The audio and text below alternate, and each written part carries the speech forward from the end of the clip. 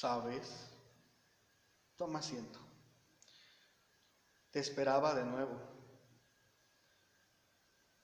Yo sé que no estabas seguro si volverías a venir, pero yo esperaba por la gracia de Dios a que sí.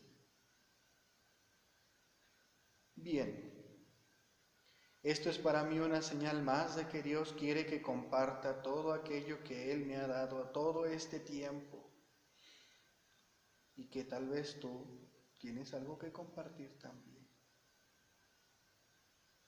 En fin, sigamos tocando el tema del anticristo.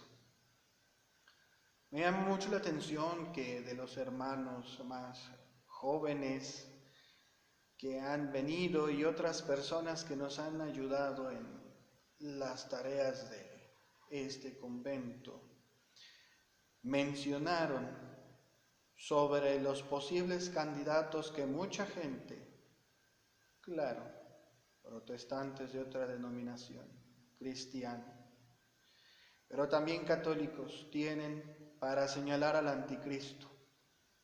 ¿Sabes qué es lo que más me sorprende?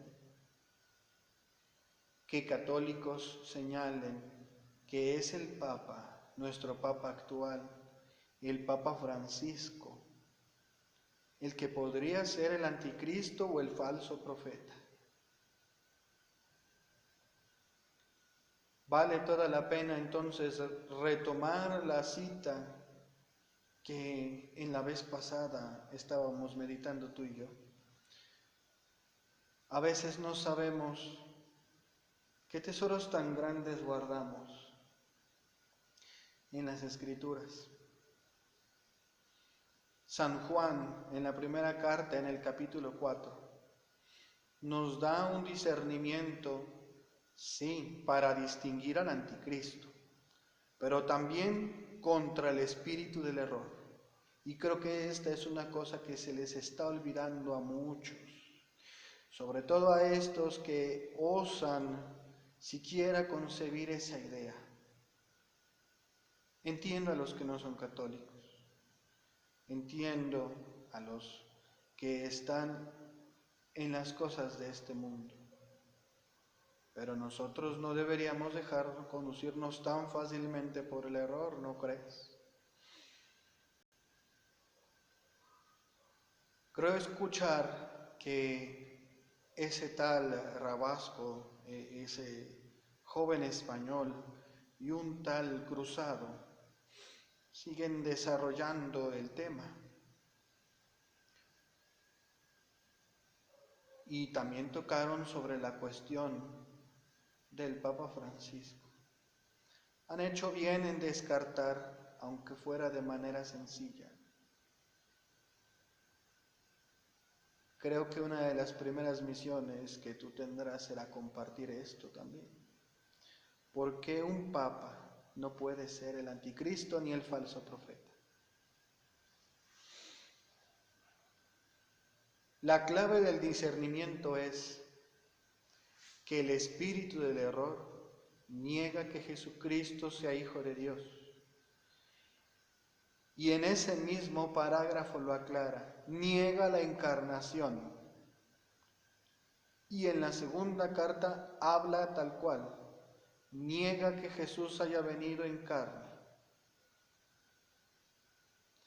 Entonces el anticristo, pero también el espíritu del error, el espíritu que inspira a muchos anticristos, será el espíritu que haga negar la encarnación de Cristo.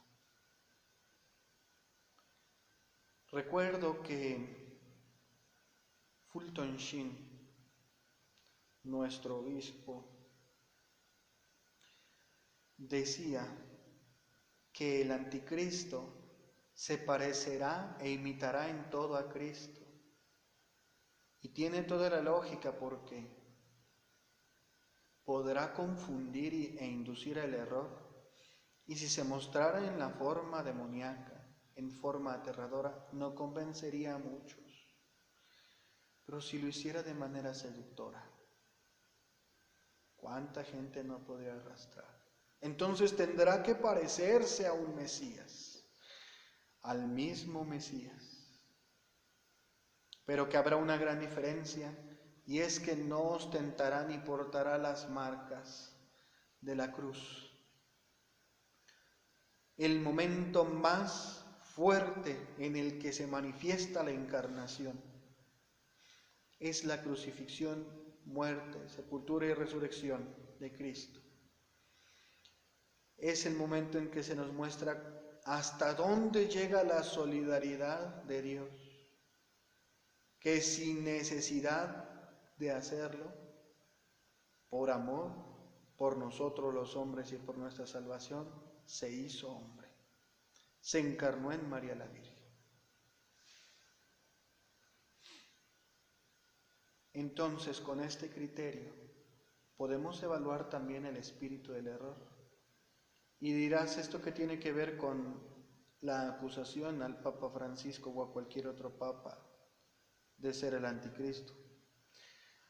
Bien, ese mismo Cristo que se entregó a la muerte por nosotros, nos dejó un garante, una garantía en una persona, en Pedro y en todos sus sucesores, la garantía de la fe. Y es que en San Lucas dice, cuando le anuncia la tentación y el zarandeo a Pedro, que cuando se levante de ese zarandeo, confirmen la fe a los hermanos, a todos los demás. El Papa es el garante de la fe porque confirma en la fe a todos los cristianos. El anticristo tiene que negar uno de los dogmas fundamentales de nuestra fe. Y como verán, es el Espíritu Santo el que impide que el Papa caiga en uno de estos errores. Incluso aún impide que ceda al espíritu del error. Eso sí, con muchas y muy fuertes zarandeadas. Pero no puede caer en la negación de un dogma tan esencial, ni de ningún otro dogma de fe.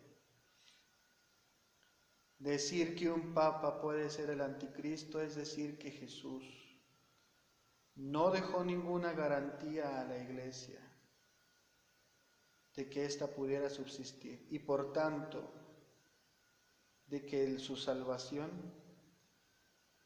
puede no llegar a quienes Él destinó, más aún de que su salvación no es efectiva y de que la fe se perderá entre los errores ya no del demonio, sino de los hombres. Es cuestión de reflexionar y creo que es algo que nos hace falta mucho en este tiempo, reflexionar. Por eso, cuando escuché aquellas noticias del tal Rabasco y el tal Cruzado que esclarecían esta situación, me alegré y compuse una carta para otra persona. Toma, llévala a Rabasco. Él sabrá, está dedicada para Isaac. Hay esperanza de que los que caemos en el error podamos levantarnos y ser confirmados de nuevo en la fe.